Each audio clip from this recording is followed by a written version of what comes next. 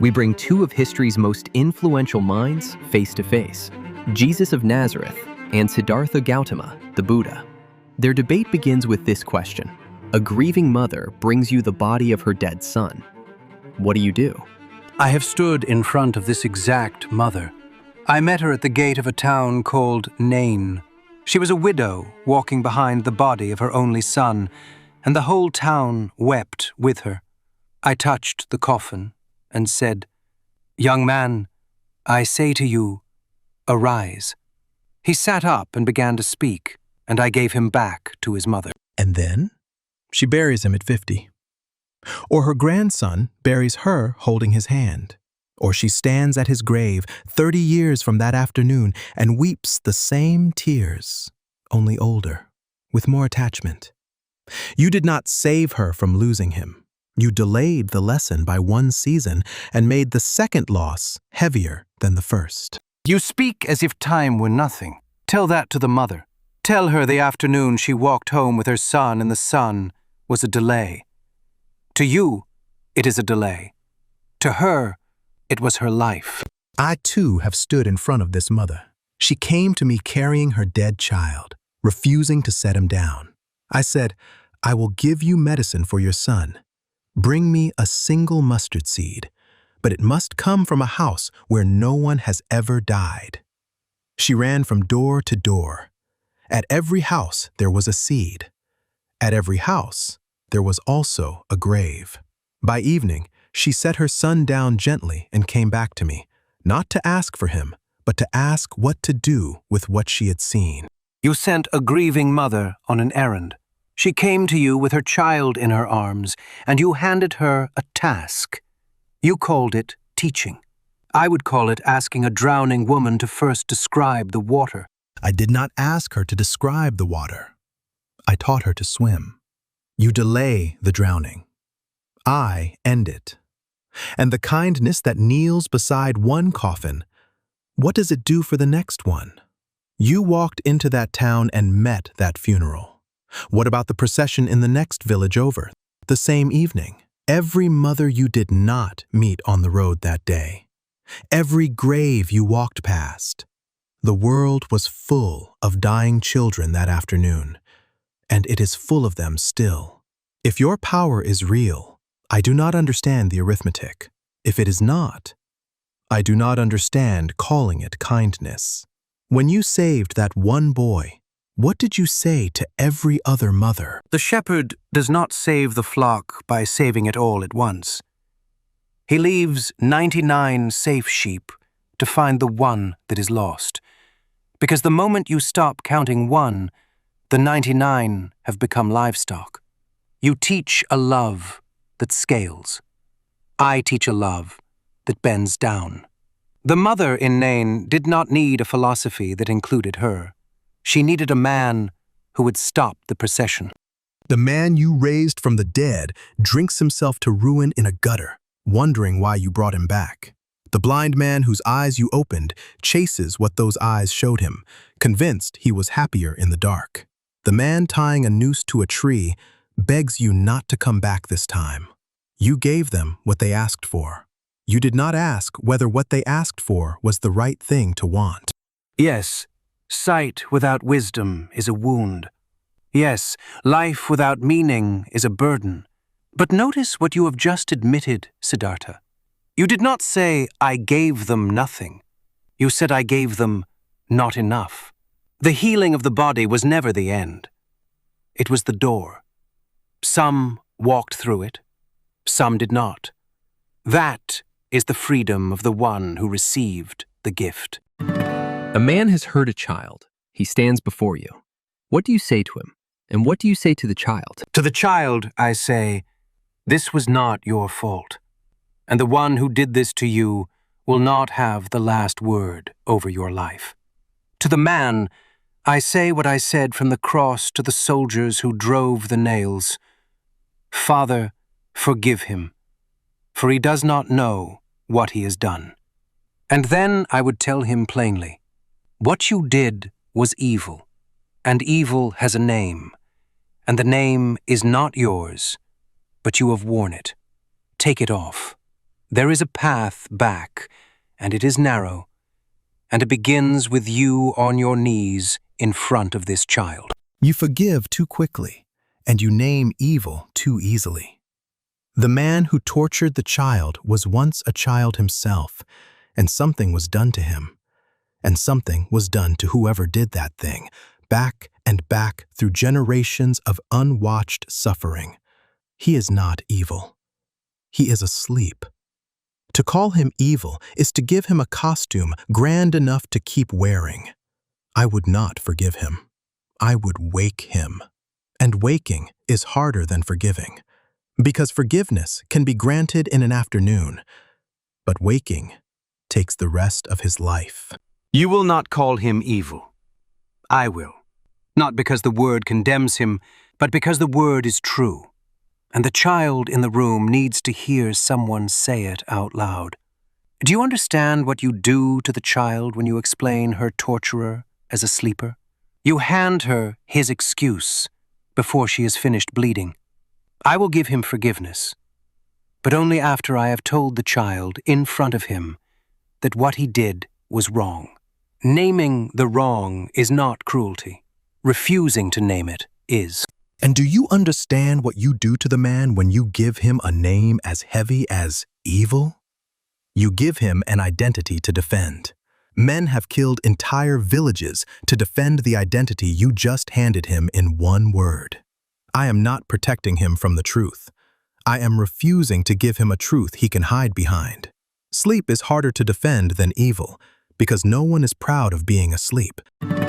What is the one thing every person gets wrong about how to live? They believe the river will stay still if they hold it tightly enough.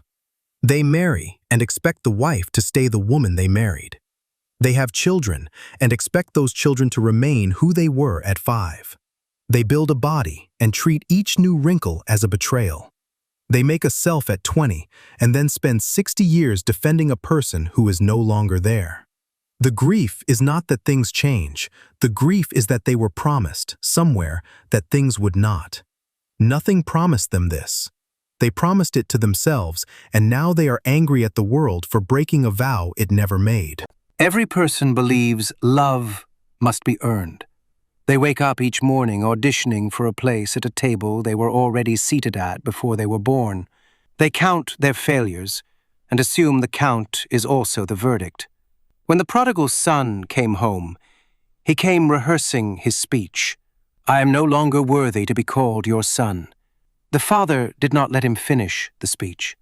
The father had been running down that road since the day the son left. That is the thing every person gets wrong. They think the father is calculating. The father has been running. What is suffering, and how does it actually end? Suffering is not what happens to you. Suffering is what you build on top of what happens to you. Imagine a man whose house catches fire.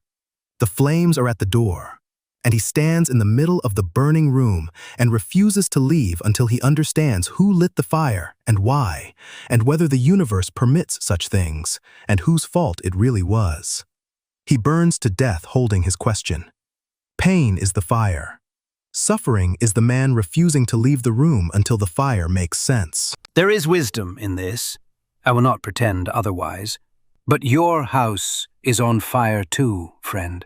When your dearest friend Sariputta died, did you not feel the floor shake? Did you not hold his bowl and his robes a little longer than a man with no attachments would? Yes. When Sariputta died, my closest friend Ananda came to me weak as a creeper, the world dim around him. I did not tell him there was no loss. I held the bowl. I felt the weight. There is a difference between teaching that the weight does not have to crush you and pretending there was no weight at all. I have never pretended that. I never said love less. I said cling less. There is a country between those two words, and most people who hate my teaching have never walked it. Then perhaps we are not as far apart as the world believes. I walked into the tomb of my friend Lazarus, knowing I would call him out, and still wept. I knew the ending. I wept anyway. Because love that does not weep is not love. It is calculation, wearing love's clothes. You teach people to hold the world with open hands. I do not disagree. I only ask that the open hand still be allowed to tremble. You both spoke about something larger than the self, God, or the unconditioned. Buddha, you famously refused to answer questions about God.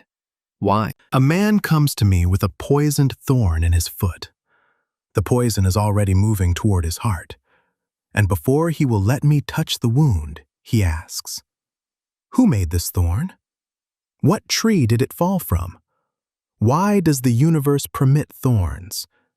Is the one who allowed this kind or cruel or asleep?"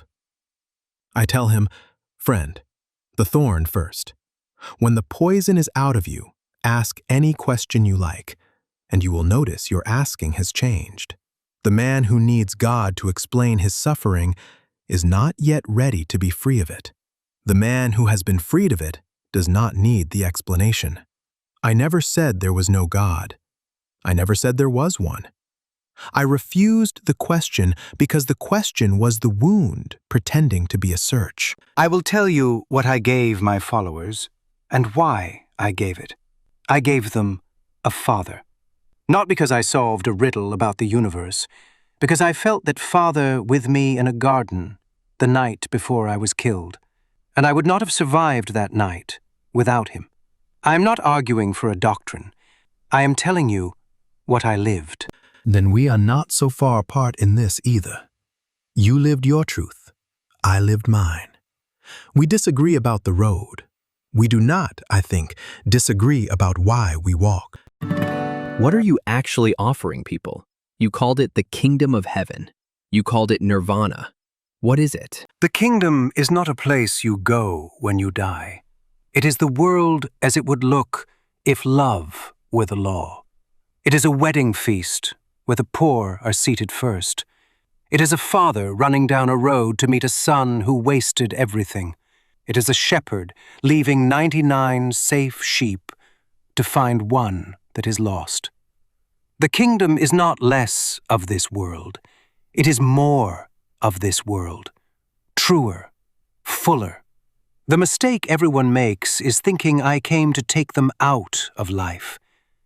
I came to fill life so completely that death cannot empty it. And I am offering what is left when the fire of wanting has nothing more to burn. Not death. That is the misunderstanding. Nirvana is not extinction. It is the lamp that no longer needs anything to keep itself lit. People hear the end of craving and they imagine grayness. I am pointing at a piece they have not yet had vocabulary for, because their entire vocabulary was built by the wanting. When the wanting goes, what remains is not less than what they had. It is what they were always reaching past their wanting to find. A final question. A person comes to you broken. They've lost everything that made them who they are. What is the first thing you say? I would not begin with words. I would sit with them until their breathing slowed, because words land badly on a mind still falling. And then, only when they were ready, I would say, "This that you have lost, look at it carefully. It was already leaving. Everything is. You did not fail to hold it. Nothing was held. The grief is not your punishment for loving wrongly. It is the bill that comes with loving anything in a world made of change. You do not have to stop loving. You only have to stop being surprised." And then I would say what I said to my friend Ananda the night I was dying, when he wept because I was leaving him. Be a lamp unto yourself. No one is coming to light you.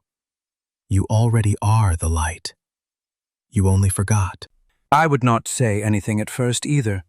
I would weep with them, not as performance, as the only honest first sentence in the language of grief. And then, when they could hear me, I would say what I have always said. Come to me, all you who are weary and burdened, and I will give you rest. Not because the burden is illusion, because it is real, and you are never meant to carry it alone. You did not lose what you lost because you deserved to. You lost it because the world is broken. And one day it will not be, and until that day, I am with you. You are not a lamp lighting yourself in the dark. You are a child whose father has not let go of your hand, even when you cannot feel it. Then we end where we began, friend. You will hand them a hand. I will hand them their own. Both will get them through the night. And the day will come when the one who chose your hand and the one who chose mine sit down at the same table. Neither of us, I think, will be surprised by who is there.